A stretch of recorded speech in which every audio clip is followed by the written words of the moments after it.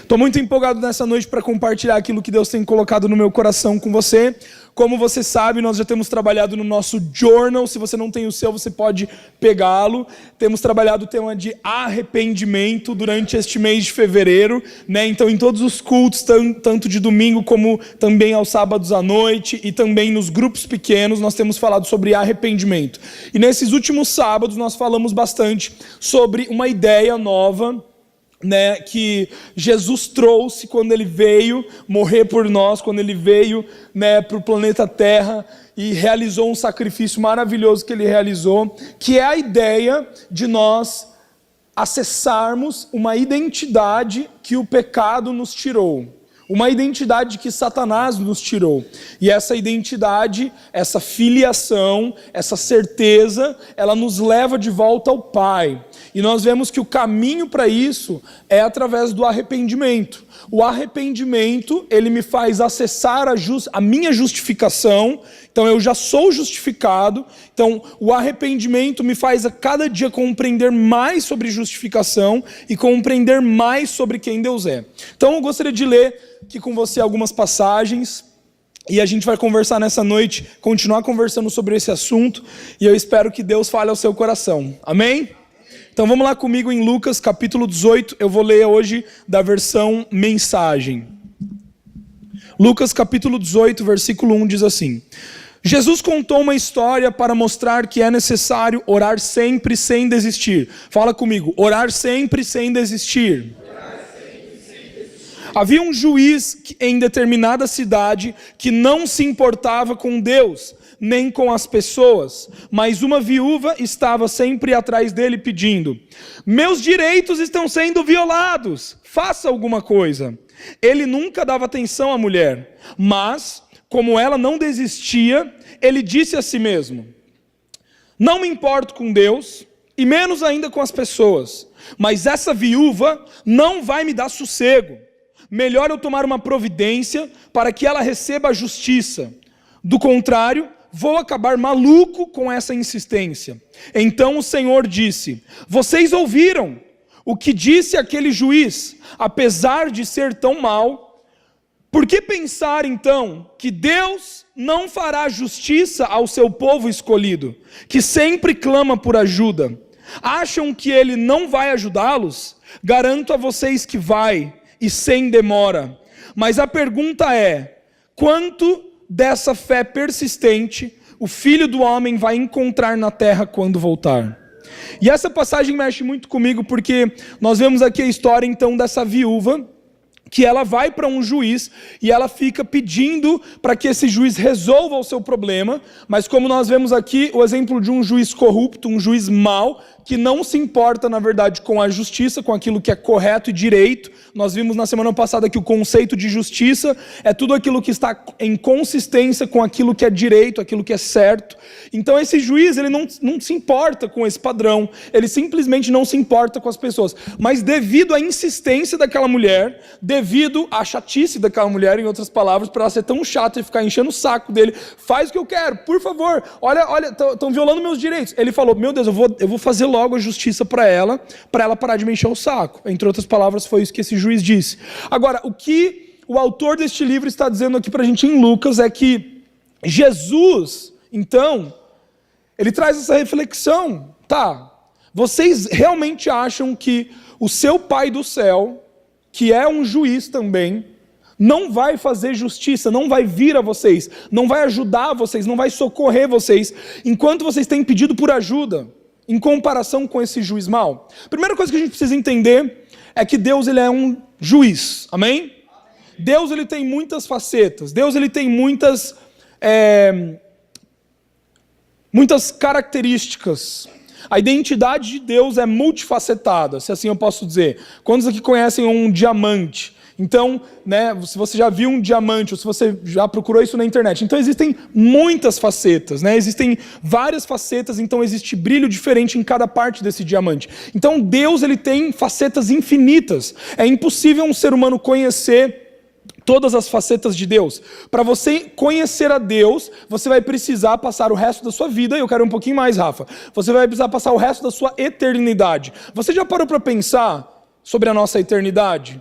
O que a gente vai ficar fazendo na nossa eternidade? Você realmente acha que lá no céu, ou na eternidade, nós vamos nos encontrar em um lugar com ruas de ouro, casas maravilhosas, mansão para todo mundo, árvore de picanha, rios de chocolate, todo mundo com asinha, abdômen definido, né? Eu já tenho orado sobre isso. Tô brincando. Mas a questão é, vai ter todas essas coisas no céu? Acredito que sim, né? Eu espero que tenha. Mas ruas de ouro, pelo menos a gente sabe que vai ter. Mas a questão é, todas essas coisas, elas não se comparam com quem Deus é. Dinheiro não se compara, bens materiais não se comparam com quem Deus é. A Bíblia nos ensina sobre uma semente perecível e uma semente imperecível. Tudo aquilo que é terreno, tudo aquilo que passa, não é eterno, certo? Então, bens materiais, ouro, prata, pedras preciosas, todas essas coisas elas ficam, todas essas coisas elas perecem, mas aquilo que é eterno permanece. O que é eterno? Deus é eterno. Esse é um dos atributos de Deus, a eternidade de Deus. Então, você já parou para pensar que mais do que qualquer coisa na eternidade, nós vamos passar o resto da nossa eternidade conhecendo as facetas de Deus. Cada dia você vai acordar e você vai olhar e você vai falar assim, santo. Outro dia, na verdade, nem outro dia, no outro segundo você vai olhar para o lado e você vai falar, santo. Você vai ficar perplexo com as revelações que Deus vai apresentar para você sobre a presença dele. Tudo aquilo que nós conhecemos hoje aqui na Terra é muito limitado comparado àquilo que nós teremos na eternidade. Agora, isso que eu estou dizendo, nem é isso que eu vou pregar, mas por que eu falei isso para vocês? Porque Deus, existem muitas facetas sobre Deus, e uma das facetas de Deus é que ele é justo juiz. Agora, muitas pessoas, por não conhecerem quem Deus realmente é, por não conhecerem a bondade de Deus, por não conhecerem que Deus é um Deus amável, ou talvez por olhar a Deus com uma perspectiva da antiga aliança, nós precisamos lembrar que nós estamos numa nova aliança, o nome da nossa igreja é Nova Aliança, né? Não por isso somente, né? Mas que você deve saber, mas nós estamos numa nova aliança. Qual é a nova aliança? A nova aliança é a última aliança, é a mais nova, é a mais top, é de última de linha, é a última de linha, acabou de sair, Jaque, acabou de sair a nova aliança, que é o quê? Cristo Jesus. Cristo Jesus, ele vem e ele firma a nova aliança e a última aliança. A última aliança que Deus faz com o homem, né? A última que eu quero dizer, a ultimate, né? A aliança máxima, a aliança master, a aliança top, tá? A top de linha. Acho que vocês conseguiram entender, eu estou enfatizando bastante isso. Mas essa nova aliança é o que vai fundamentar, veja bem, é o que vai fundamentar a nossa visão sobre Deus. É as lentes de contato que farão com que eu e você, com que nós igreja, com que nós ser humanos enxerguemos a Deus. Então essa última aliança, essa nova aliança, ela conclui o evangelho, ela conclui a palavra, e ela nos traz um fechamento sobre a forma como nós devemos olhar a Deus. Então a gente precisa entender uma coisa, que quando a gente fala sobre Deus sendo juiz, e Deus sendo um justo juiz, nós não podemos nos esquecer que a justiça de Deus não é a justiça dos homens. A justiça de Deus não é medida segundo um padrão natural humano, mas a justiça de Deus é um padrão que é eterno, é um padrão que pertence a Ele, é um padrão que eu e você ainda estamos conhecendo. Por que eu estou dizendo isso para vocês? Porque geralmente quando você ouve uma palavra falando sobre o julgamento de Deus, quando você ouve uma palavra falando sobre o juízo de Deus, quando você ouve uma palavra falando que, cuidado, Deus é juiz também. Existe graça, mas Ele é juiz. Quando você ouve falar sobre isso, é como se lá no fundo da sua cabeça, como se lá no fundo do seu coração, opa, um banco, você pensasse assim, então talvez deva ter uma vírgula na graça. Então talvez deva ter um porém na nova aliança. Então talvez deva ter uma vírgula no está consumado, mas. Deixa eu te falar uma coisa, querido. Aquilo que foi consumado na cruz do Calvário está consumado. Está finalizado. Está perdoado, Maria. Isso é boa nova. Sabe por quê? Porque Jesus morreu quando você nasceu? Sim ou não? Acho que não, já tinha morrido, né? Ele morreu o ano passado? Não. Ele morreu, foi o ano de 2000, quando deu o bug do milênio? Não. Nada a ver, né? Foi quando que ele morreu, Denilson? Ele morreu quando ele morreu.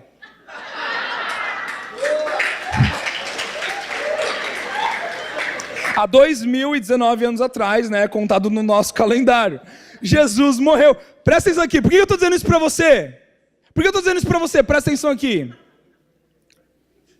Quando Cristo morreu, Pelega, e ele disse, está consumado, neste momento do está consumado, Adassa, ele concluiu o evangelho, Ana Paula.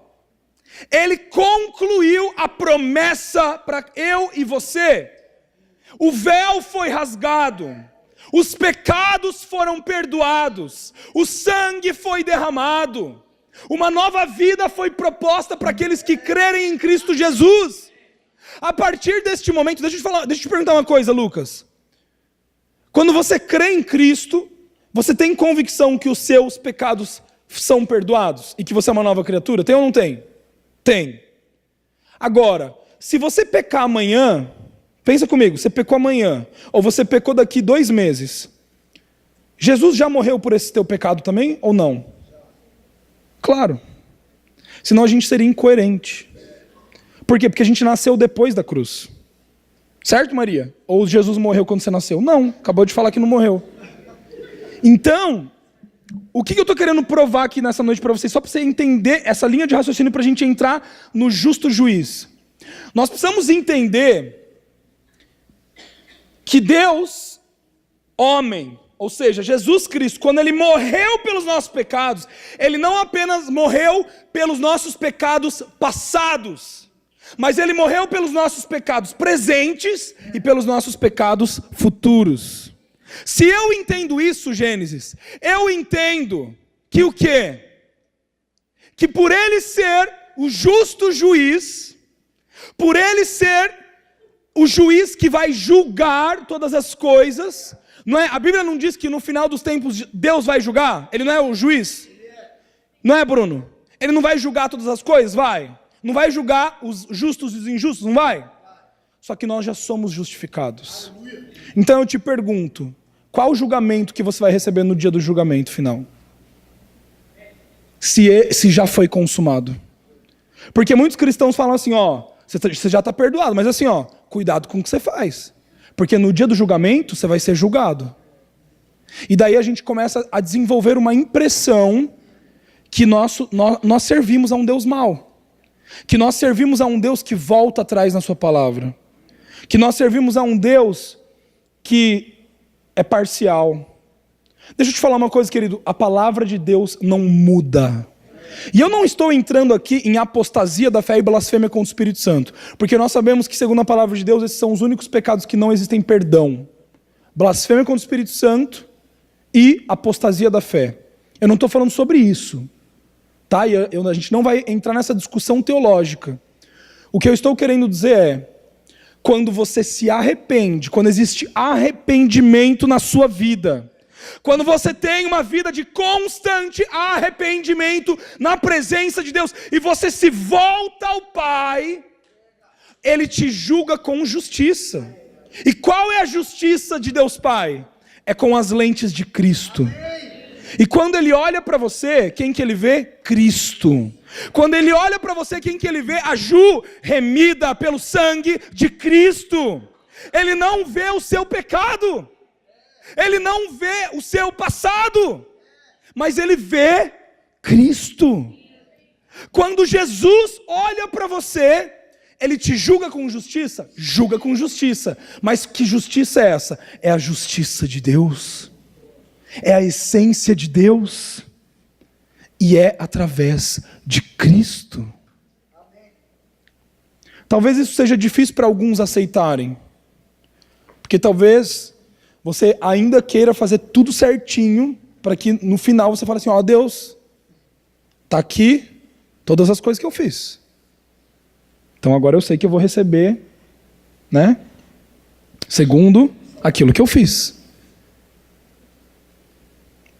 E existem outros que também talvez não estejam conseguindo entender, porque você não se julga merecedor. Sendo bem sincero, nenhum de nós é merecedor. Mas Ele quis que a gente merecesse a graça. Ele nos deu a graça. Então entenda uma coisa aqui. Primeiro princípio que esse versículo diz. É necessário sempre orar sem desistir. Diga comigo, orar sem desistir.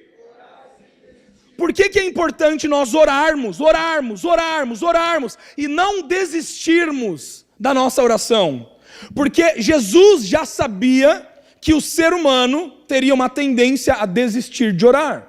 Vamos lembrar dos discípulos, quando Jesus está no jardim do Getsemane, bem próximo ali da cruz. E daí ele fala, orem comigo. Quando ele vai orar, quando ele volta, o que estão fazendo? Dormindo. Né, Dara? Volta lá para orar. Não estou dizendo que a Dara está dormindo, porque ela estava olhando bem para mim. Só falei o nome dela. Então, ele volta aqui. Quando ele volta lá, o que acontece? Os discípulos estavam dormindo. Então, a tendência do ser humano é que nós percamos a nossa atenção. Quem é que tem déficit de atenção? Eu tenho. Toda hora eu tenho déficit de atenção. Então, é uma tendência do ser humano que nós percamos a nossa atenção, a nossa visão em Deus. Por que é uma tendência que a gente perca a nossa atenção em Deus? Você já parou para pensar nisso? Por quê?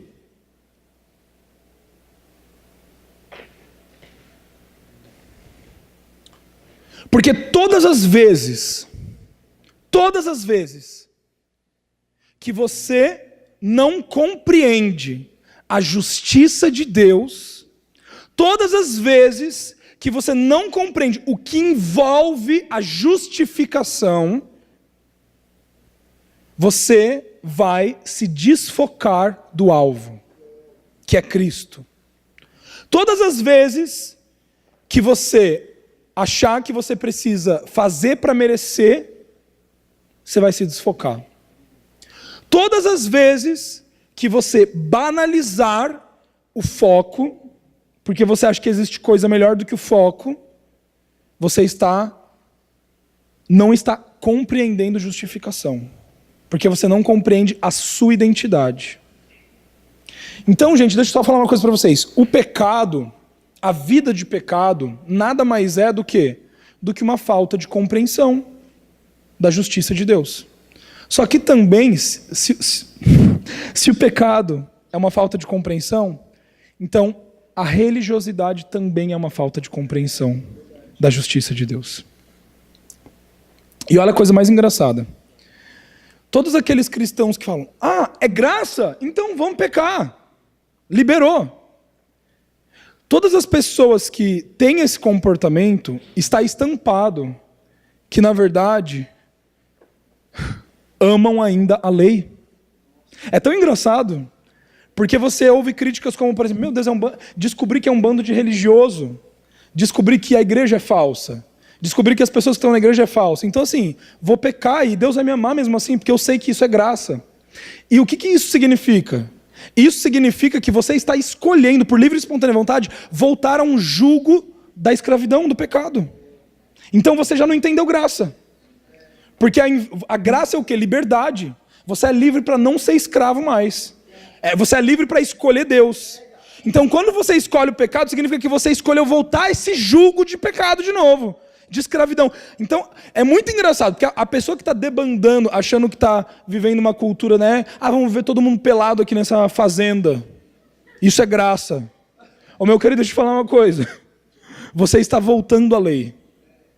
É louco isso. É louco como isso funciona. Porque a graça, ela nos aproxima cada vez mais do foco, que é Cristo. Se você não está cada vez mais próximo de Cristo, significa que você não está entendendo justificação. Significa que você não está entendendo justiça. E é por isso, queridos, que nós necessitamos de arrependimento diário. Porque deixa eu te falar uma coisa, o arrependimento é a chave para a nossa fé. Sem fé, você não vai conseguir servir a um justo juiz. Abre lá comigo em Hebreus capítulo 11, vamos lá, rapidinho. Hebreus capítulo 11. Enquanto isso, eu só quero te falar uma coisa. Ali naquele versículo que a gente acabou de ler, diz assim, que ele vem sem demora. Mesmo que pareça demorado, ele vem sem demora. O que diz ele? Pareça demorado, porque não é demorado. Você acha que está demorado, mas não está demorado. É o tempo dele. E muitas vezes você quer acelerar uma coisa que tem o tempo dele fazer. Só que não é porque... Ó, presta atenção, Maria. Não é porque você não conhece o tempo dele que você deve parar de ser uma viúva insistente. Faz sentido? Gente, isso é o que motiva uma vida de oração. Porque o que é uma vida de oração apaixonada? É uma pessoa que insistentemente não para de pedir para Deus. Não para de pedir a transformação do Brasil, não para de pedir a paz mundial, não para de pedir o Brasil livre de drogas, o Brasil livre de violências, de abusos sexuais. Isso é uma pessoa que compreende oração. Ela não para de insistir. Eu preciso. Deus, nós precisamos. Deus, nós carecemos de arrependimento. Deus, nós precisamos. Então, o entendimento dessa pessoa, entende? O tempo não é o que leva a pessoa a pedir. O você receber hoje e o você receber daqui 3 semanas não influencia no seu pedido. A Paula estava compartilhando comigo, acho que foi porque o pastor Lipão que falou isso, né? O Guga falou isso, acho que foi lá no Descende que ele falou agora, não foi. Ele falou assim, o você receber algo que você está pedindo para Deus hoje, aumenta a sua fé. Agora, o você não receber aquilo que você está pedindo para Deus hoje, produz caráter de fé. E eu achei isso demais. Porque a fé, ela nunca deixa de ser produzida, e eu não deixo de ser insistente, e eu não deixo de crer na bondade de Deus. A bondade de Deus não muda, porque as coisas não estão acontecendo para mim. A bondade de Deus não muda, porque eu ainda não fui curado da minha doença. A bondade de Deus não muda, porque eu ainda estou vivendo crise financeira. A bondade de Deus não muda, porque eu ainda não estou casado. Quantos aqui estão entendendo o que eu estou querendo dizer? A bondade de Deus é imutável, a essência de Deus é imutável. E quando você entende isso, você entende que Ele é um justo juiz. Porque a justiça de Deus é justa, ao tempo certo. Vamos continuar. Hebreus 11 diz assim, o fato essencial da existência é que esta confiança em Deus, esta fé, é o alicerce sólido que sustenta qualquer coisa que faça a vida digna de ser vivida. É pela fé que lidamos com o que não podemos ver. Foi um ato de fé que distinguiu nossos antepassados, elevando-os acima da multidão. Pela fé, vemos o mundo trazido à existência pela palavra de Deus. O que foi criado e o que podemos ver por meio do que não vemos. Por um ato de fé, Abel apresentou a Deus um sacrifício melhor que o de Caim. Foi aquilo em que ele acreditava, não o que ele trouxe, que fez a diferença. Pelo que Deus observou, pôde aprová-lo e considerá-lo justo. Após todos estes séculos, aquela fé continua a chamar a nossa atenção. Por um ato de fé, Enoque escapou da morte. Eles o procuraram e não o encontraram, pois Deus o tinha tomado. Sabemos que com base num testemunho confiável que antes de ser tomado, ele agradou a Deus. É impossível agradar a Deus a não ser pela nossa fé. Por quê? Porque qualquer um que deseja se aproximar de Deus deve crer que Ele existe e que se preocupa o bastante para atender os que procuram.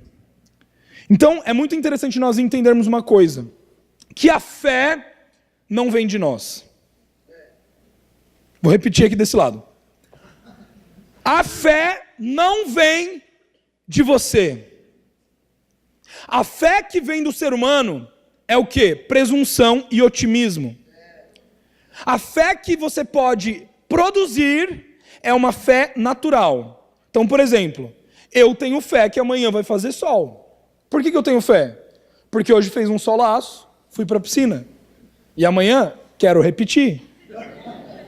Eu tenho fé. Tenho fé que esse ano de 2019 vai virar o jogo. Amém?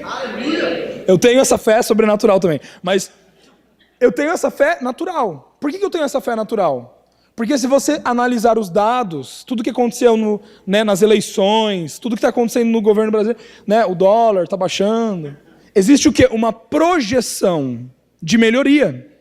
Então você pode o quê? Ter fé que vai melhorar. Quantos estão entendendo o que eu estou querendo dizer? Isso é fé natural. Agora, a fé natural, você não precisa de Deus para que ela aconteça. É só você ter. É só você produzir. É só você estudar. É só você estudar o mercado financeiro para você investir seu dinheiro.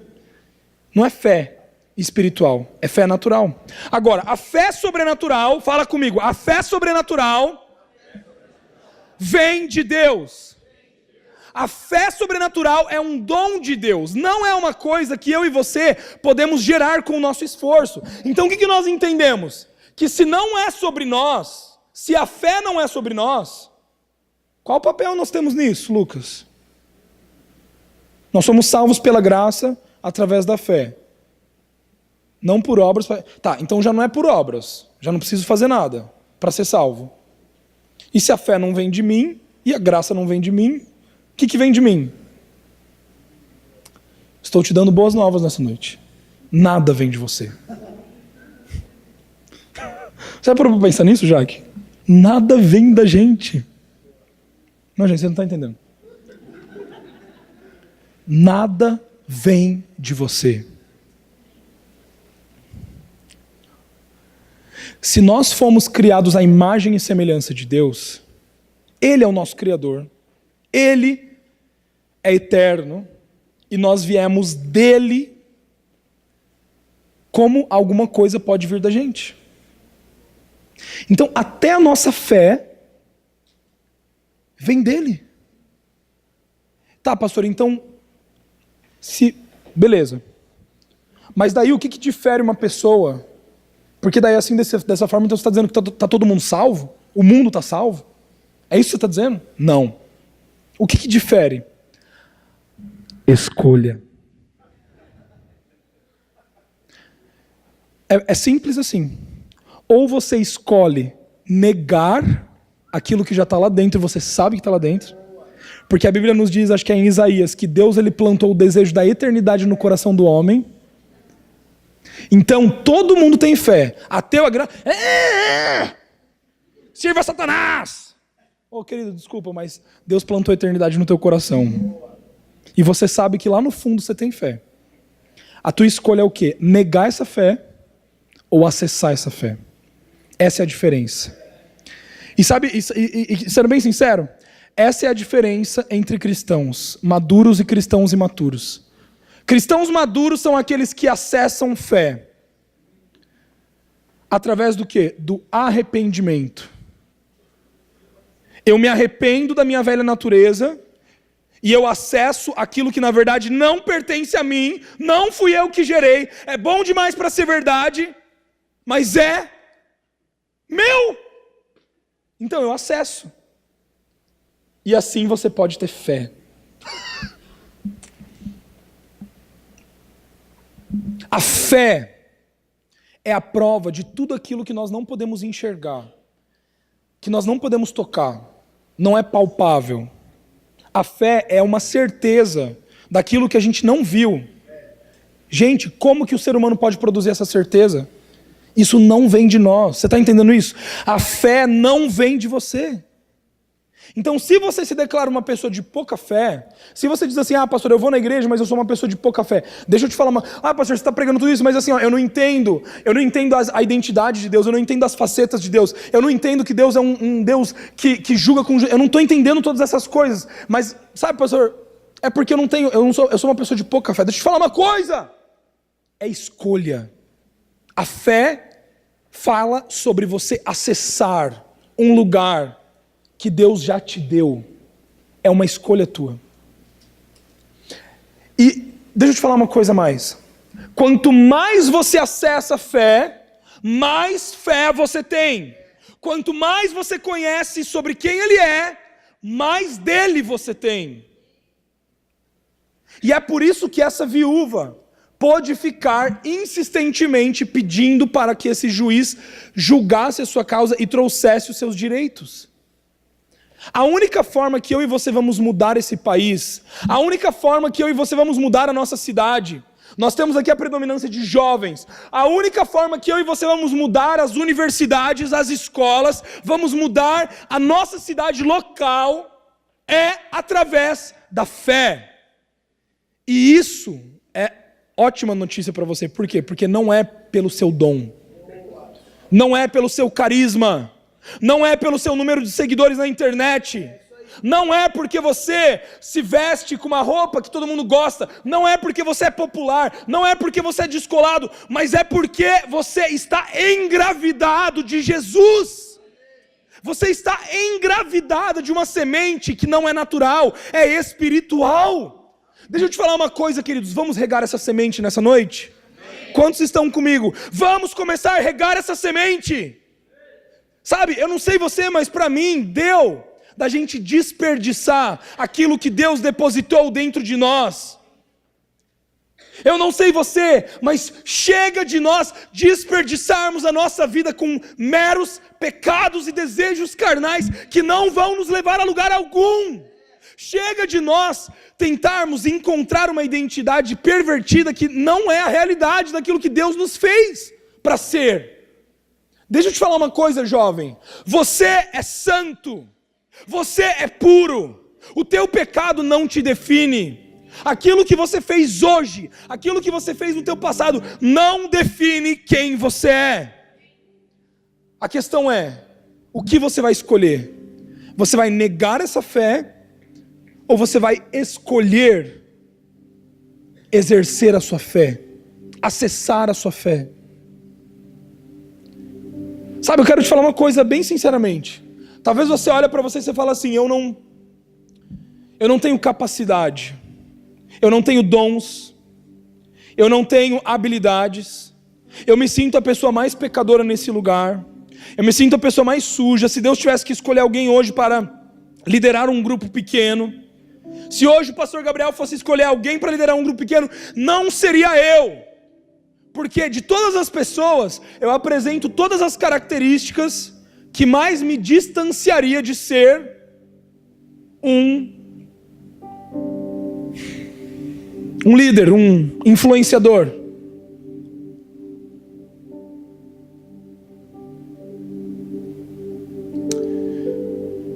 E foi justamente por isso que Samuel teve que levar do Espírito Santo. Entendeu? Porque ele chegou lá na casa de Jessé, falou, é esse fortão aqui, lindo, maravilhoso. Deus falou, não é esse. Foi todos os filhos bonitos de Jessé. Até que Samuel falou assim, tem mais algum?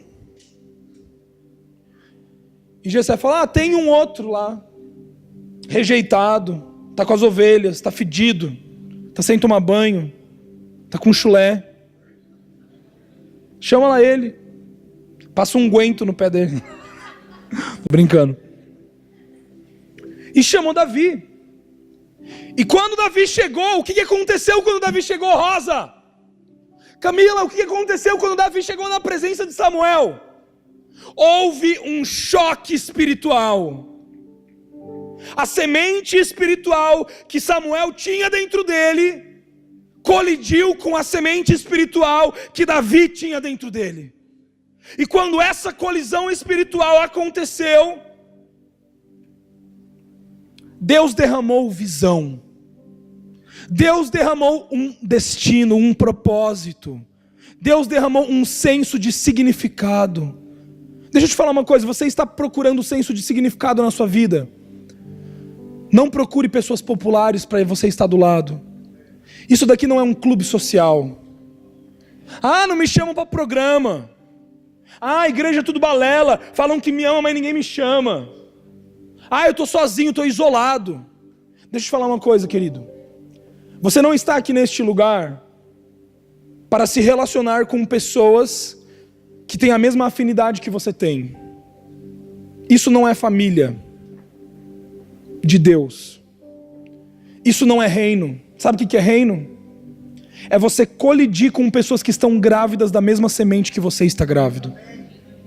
Reino é você colidir com pessoas que talvez tenham idades diferentes, afinidades diferentes, realidades diferentes, não falam o mesmo vocabulário que você, só que quando você encontra essa pessoa, você sente algo diferente. E esse algo diferente te motiva a ser uma pessoa que Deus te fez para ser. Isso é família de Deus. É por isso que nós podemos ser família aqui. Porque quando eu chego nesse lugar, talvez eu nem conversei com a Paloma, mas eu chego nesse lugar e um simples olhar, um simples sorriso. Hoje eu estava aqui adorando, de repente eu olhei para o lado, eu vi a Maiara aqui adorando. A adoração da Maiara me encheu do Espírito, me encheu de fé. Você não precisa de chazinho, bolachinha no final da tarde. Você não precisa jogar futebol, você não precisa jogar truco na casa do fulano, do ciclano. Você não precisa ir no cinema junto. Quanto tempo mais nós vamos perder com balela? Deixa eu te falar uma coisa, querido, nós somos pessoas espirituais. Eu sei que você precisa namorar. Eu sei que você precisa casar. Só que a pessoa que você... Me ouça nisso que eu vou te dizer agora, todo mundo. A pessoa com que você tem que casar é a pessoa que quando você colide, existe choque espiritual. Ela está grávida da mesma semente que você. Deixa eu te fazer uma pergunta. Se a pessoa que você quer, está namorando, se a pessoa que você está junto, não está grávido, não está grávida, da mesma visão espiritual que Deus colocou sobre você, você vai conseguir chegar num destino legal? Vai. Não tem problema. Só que colocar em risco, sabe, gente, isso é muito delicado. Colocar em risco a pureza da santidade, da identidade, da presença de Deus, não é algo que eu quero jogar. Eu não quero jogar na loteria com isso, tá entendendo? Eu não quero jogar sorte com isso. Ah, pastor, mas pode dar certo? Pode dar certo. Mas se você está falando que pode dar certo, significa que também pode dar errado. E essa é a grande diferença. Minha esposa está aqui nessa noite. Sabe a maior qualidade que eu vi na vida dessa mulher? Exatamente nessa cadeira que ela está sentada aqui. Foi no ano de 2010. Quando eu vi ela aqui nessa cadeira, de tênis, calça jeans e moletom, vindo da UFSC. Chorando aqui, no chão, toda borrada da maquiagem, cara inchada. Entendeu? Cara inchada. Foi uma atração física? Não. Foi uma atração espiritual. Isso parece meio louco. E você vai entender, tem a maturidade para ouvir isso que eu vou falar agora, né? Mas, sabe, querido, no reino de Deus, tem que haver atrações espirituais todo momento. Existem pessoas que às vezes você chega e você é atraído para aquela pessoa. Não estou falando de... Você entendeu, né? Por favor. É uma atração, você é atraído. Tipo assim, olha para a cara do Johnny. Você é atraído pelo olhar do Johnny. Você é atraído pela presença nesse casal aqui no João e na Mônica. Entendeu? Fizeram um monte de coisa hoje, estão super cansados. Mas existe uma atração. E cada vez que você vai chegando mais perto, você vai sendo mais cheio do Espírito. O que é isso? Se não nós compreendermos fé. Você não precisa estar com quem você quer estar. Você precisa estar com quem está grávido da mesma visão. Não queira estar no grupo popular. Não queira estar onde o status está. Esteja onde a presença está. Nossa, pastor, acabei de descobrir que o meu grupo é lá no Vida Kids. É lá então. Gente, eu não estou zoando não. Não estou zoando. Pastor, eu acabei de descobrir que o meu grupo, então, não é com os jovens. Tudo bem, eu vou participar do grupo de jovens, mas é para eu estar lá na salinha das crianças. Acabei de descobrir que minha parça é a Jocelyn. Vou estar com a Jocelyn. Deixa eu te falar uma coisa, querido. Não existe idade nisso. Não existe afinidade nisso. Não é sobre isso. Não é sobre isso.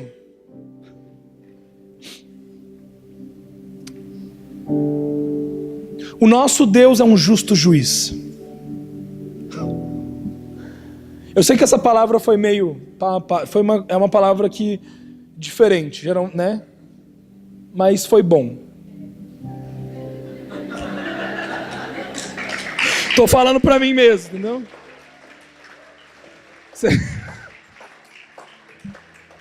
Vocês sabem que não foi uma das minhas melhores palavras no sentido de desenvoltura comunicacional. Mas eu não tô nem aí. Porque essas coisas que eu falei, você precisava ouvir. E você precisava encaixar isso aqui dentro. Faz sentido?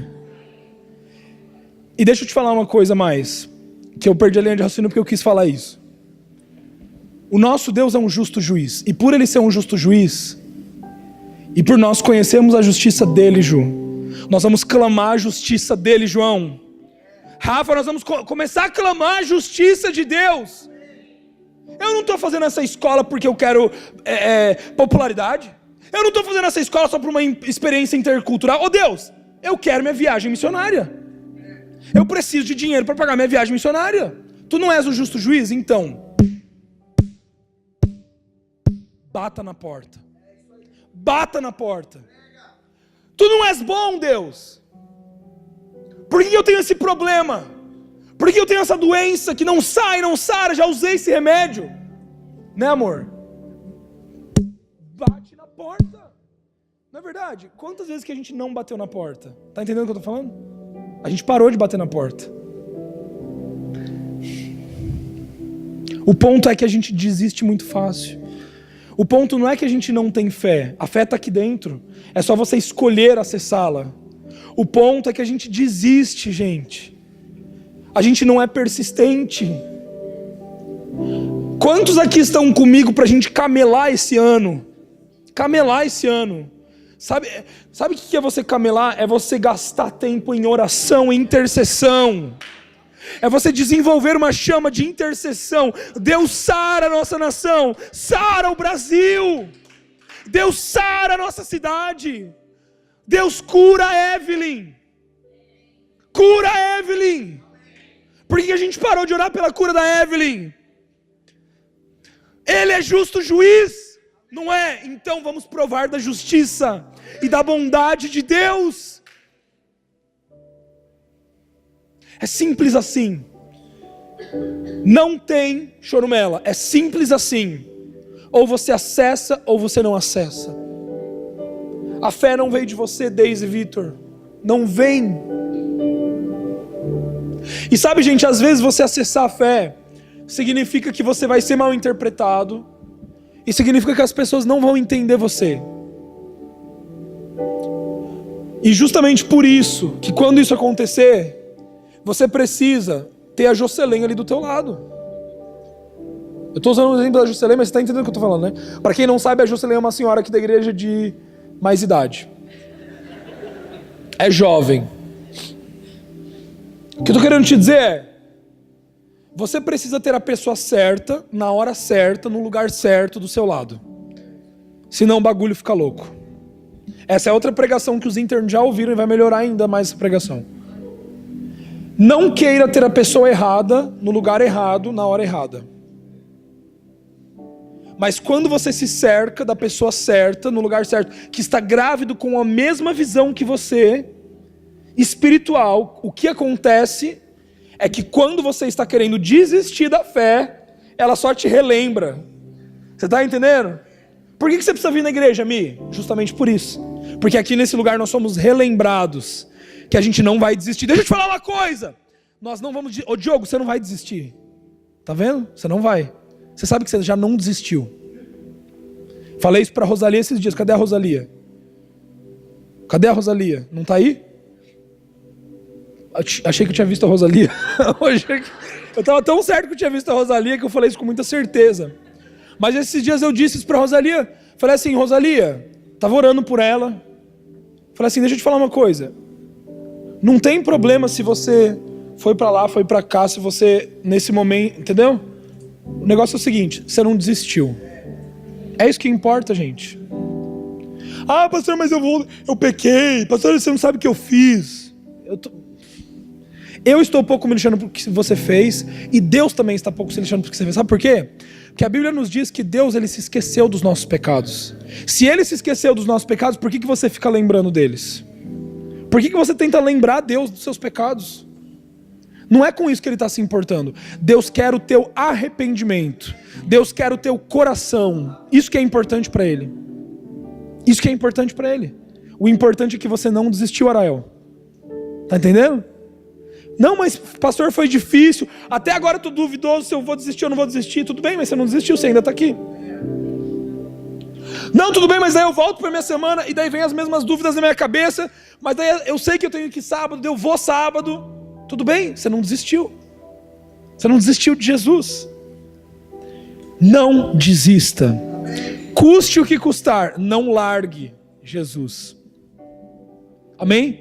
Feche seus olhos onde você está. Abra suas mãos no seu lugar. Deus, nessa noite, nós clamamos ao Senhor, que o Senhor abra o nosso entendimento, que o Senhor nos dê iluminação, ilumina o nosso entendimento para compreender as verdades que foram pregadas nessa noite.